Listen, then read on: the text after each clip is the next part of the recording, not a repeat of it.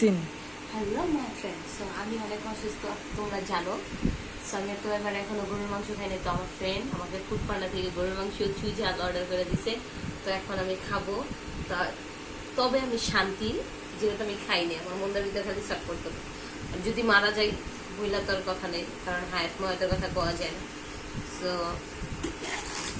এই যে গরুর মাংস, চুই ঝাল, ভাত, সাথে সালাদ।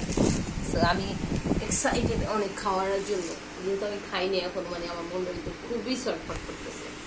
তোমরা দেখতে থাকো আর আমি খাই।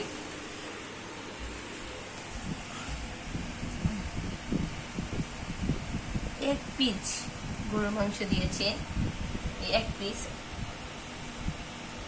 আল্লাহ বিসমিল্লাহ। তবে শান্তি পেলাম। ভাত গরম অনেক। থ্যাংক ইউ আপন আমাকে খাওয়ানোর জন্য।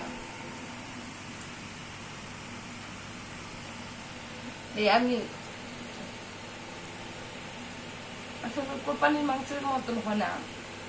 কোরবানির মাংস তো অনেক সফট, খাইতে অনেক শান্তি। সো এটা একটু মজা কম।